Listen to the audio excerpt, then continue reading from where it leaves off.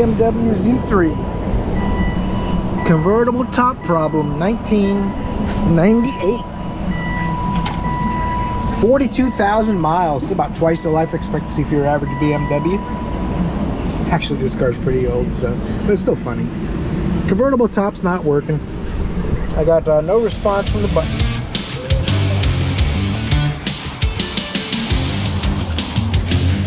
So I'm gonna hook the scanner to it and see if the scanner sees anything happening from this button.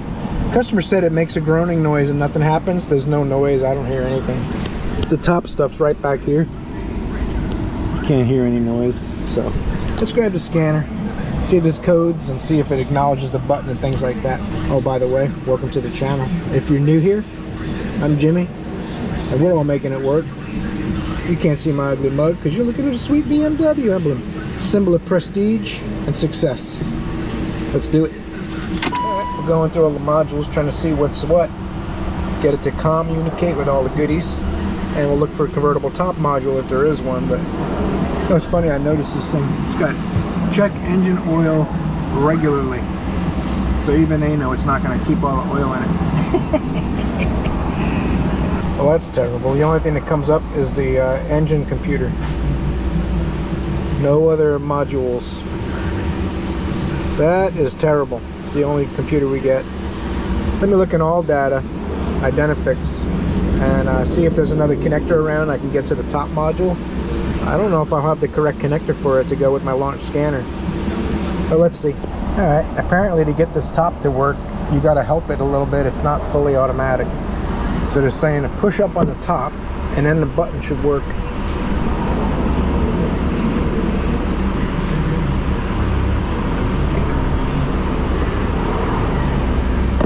Nope, that is not the case.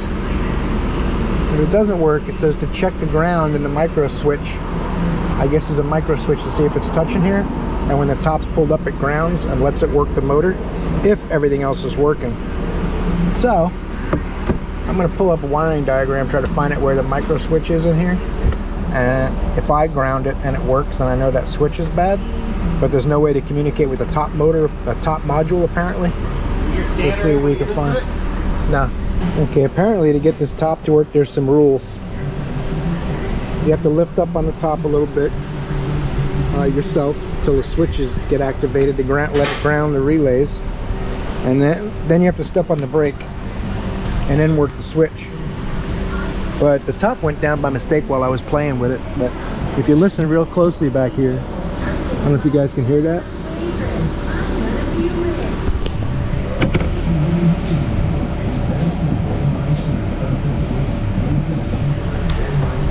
It's basically going clunk, clunk, clunk, clunk like a bad starter. Clunk, clunk, clunk, clunk, and the motor doesn't do anything. It just goes clunk like the motor's bad. I'm going to get in there with a test light or a voltmeter and see what's going on. Alright, this here BMW.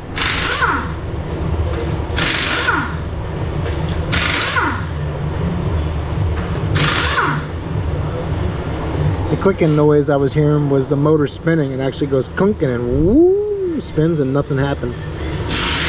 So it's either got a problem with the pump itself or something's leaking. So now we got to do some major surgery to get in there and find out what's leaking. But that's not going to be included in the basic diag. We're going to have to get some time for opening all these panels up and seeing what we got to see to find a leak. But the motor does run, it just doesn't do anything. Alright, I told them it's got a leak. The fluid went somewhere. They said, just fill it up. We'll see how long it goes. So, okay, I'll do that. So they made me a little contraption. I used my induction service tube set and a silicone cap, and I cut the tip off. And it's my little baby funnel.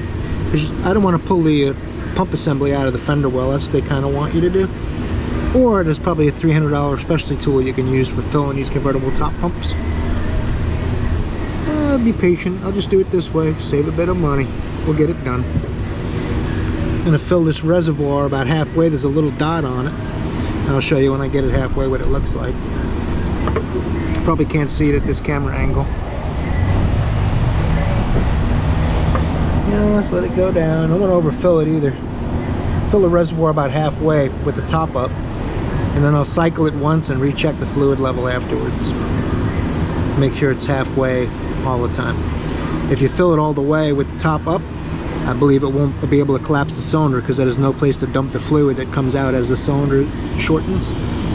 So you got to leave room in the reservoir. And the reservoir looks like it only holds about 3 or 4 ounces.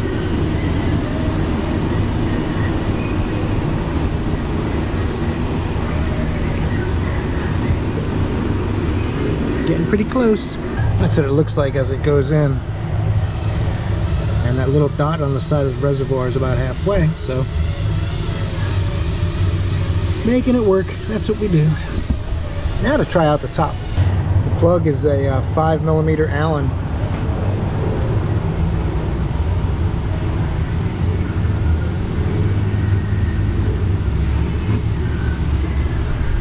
This is in my tool haul video that came out last Wednesday, which is 2 days from today.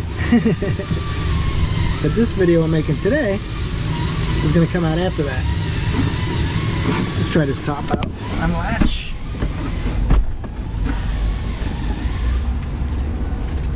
Turn the key on.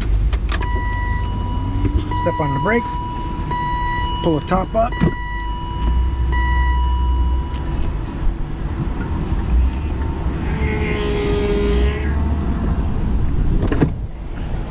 Let's see if it'll close now.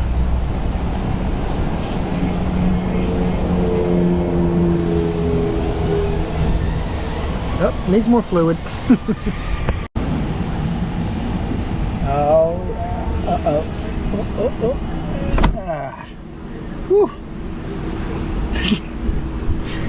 All right, fluid's in it. We'll see how long it lasts. Maybe I'm gonna guess 4 down and ups, and then it won't work anymore again. See what happens. Wish me luck. If you're looking to learn how to diagnose your BMW Z3 convertible top and do the fluid, there you go. I hope you enjoyed it. Give me a torque on that like button. Appreciate that. It's right down at the bottom of your screen. It doesn't cost anything. It's like using a turn signal. It's a little bit of a hassle. Some people don't like to bother. It's way over here and you got to kind of but if you could help do it, that would help me out. I appreciate it. And maybe subscribe if you want to see more automotive and tool related videos and videos where I combine the two. I'll see you guys in the next video. Don't forget, you're awesome.